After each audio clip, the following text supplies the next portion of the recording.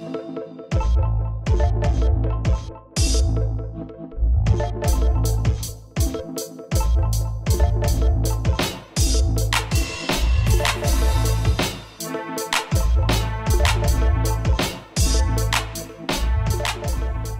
what up, people? It's your boy the Live King coming at you with a quick video.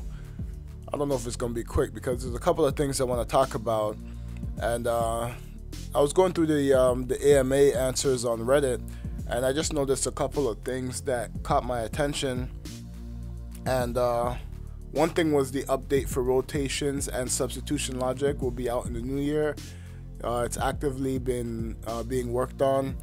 And to me, I think that that whole logic system needs an overhaul, and it also needs more customization options for it too, because as of right now, the substitution logic is scripted. So I think in majority of the time, if you have auto subs on, all you have to do is wait till a certain time in the game, and the CPU will make substitutions for you. And to me, it needs to be changed. Like, I think the way they can change it is they can have like a block on when certain players come into the game, a lot of different matchups, who does who match up with. They need a lot of stuff that's in the pregame that that you can start setting up your matchups and stuff like that. They just need to overhaul the whole thing. It's going to be interesting to see how they overhaul it or how they improve it this year, because I don't know if they can really improve it that much, because it's pretty much been the same since NBA Live 14, and it just needs an overhaul. It needs a whole new redesign, in my opinion. So more on that when they actually drop it, because I want to see how they actually update it. So I'm gonna leave it at that for that topic, and I'm interested to see what they do with that. Another one was some updates have planned might only make it in time for Live 20, so I'll be interested to see what those ideas are. On top of improving the gameplay and franchise and all that stuff, I think that NBA Live 20 they really have a lot of work to do on certain improvements in the game. I'm gonna come out with a wish list soon, because I think a lot of people come out with wish lists like in April and stuff like that.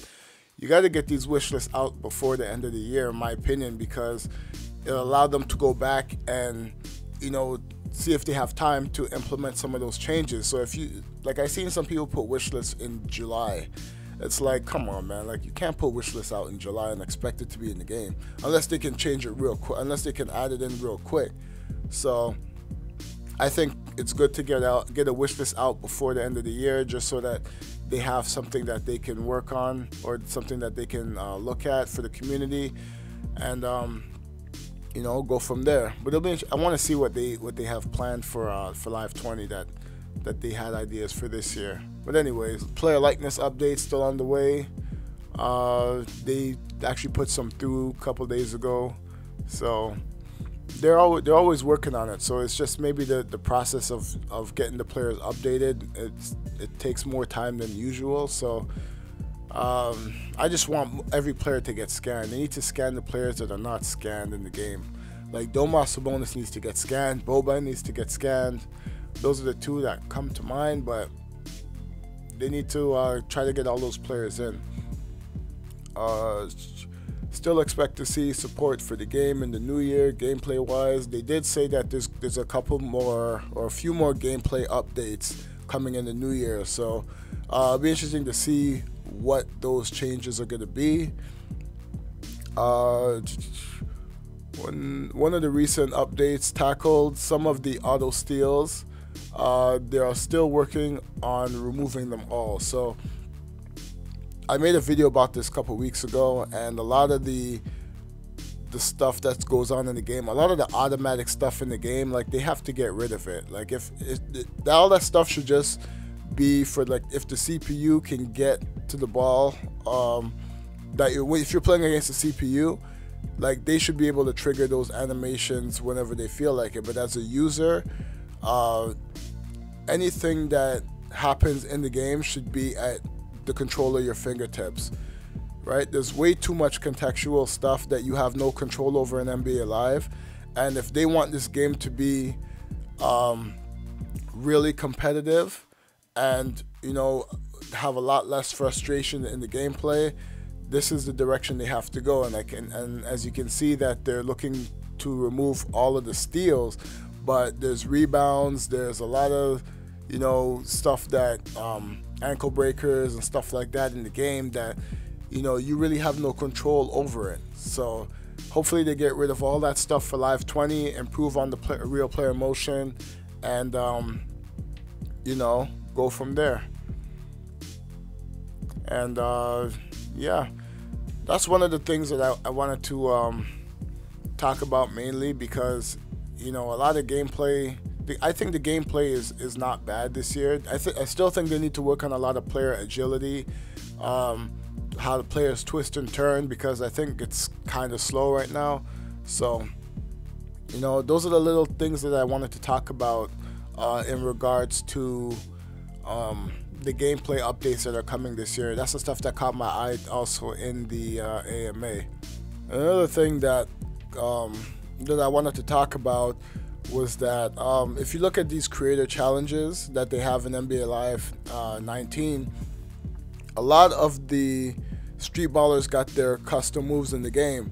And if you notice on social media, mainly on Twitter, they break down where you can execute all these different moves. So if you use say Tristan Jass or Filet in court battles, you know, they show you how to execute their moves. So this is something that, this is an approach that I want them to take with the NBA players as well, because as you know, a lot of the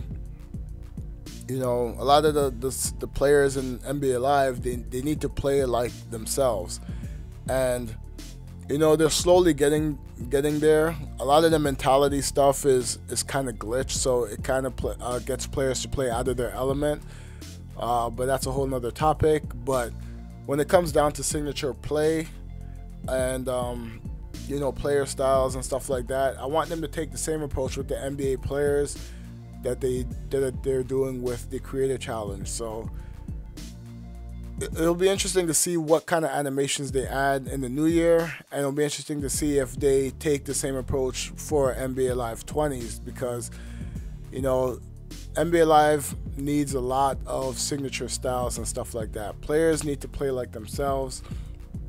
You know, they also took out a lot of the technical foul stuff that was in the game that we saw from EA Play gameplay. So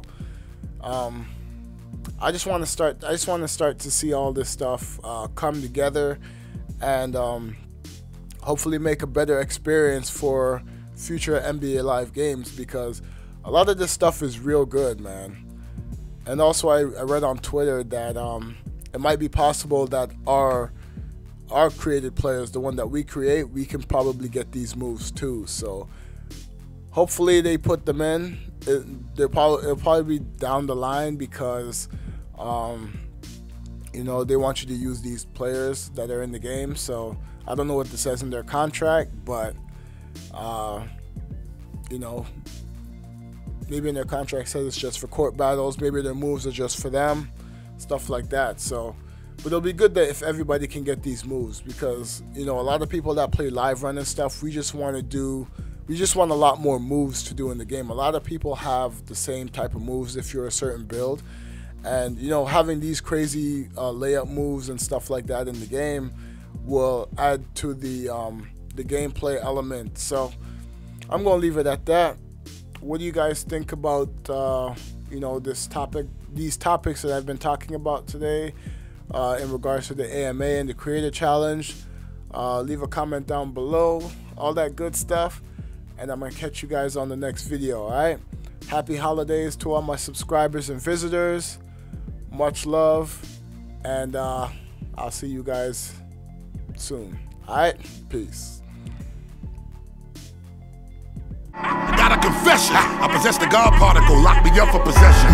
The relationship with God should be great for proper protection. If I am to show and prove, ain't no need to ask me no question. The segregation real, you should probably stay in your section.